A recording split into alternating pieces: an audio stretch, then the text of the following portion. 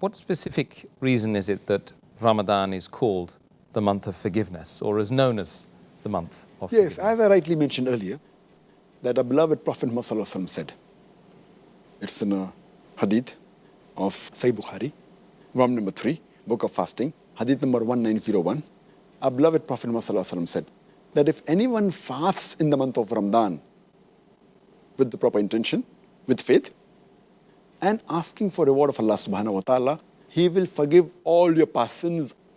And this message is further repeated in the Musnad Ahmad, volume number 3, hadith number 11524, where it's mentioned that any person who fasts in the month of Ramadan with the proper intention, seeking the reward of Allah subhanahu wa ta'ala, he will have all his previous sins atoned.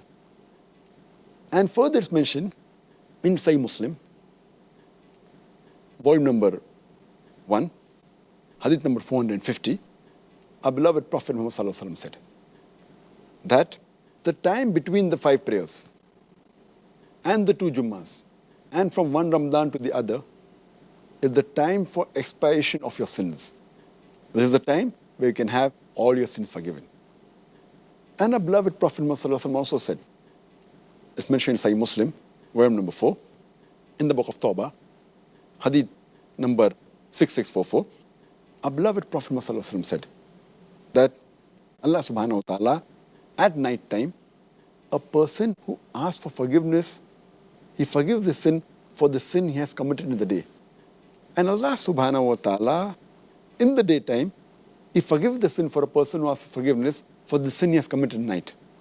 So this is the best month of forgiveness, the month of Ramadan, where you can easily have your sins forgiven because the gates of heaven open and the gates of hell are closed. Therefore, it's called the month of forgiveness.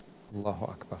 No wonder everybody wants to be active in that month. Now we know why. Subhanallah.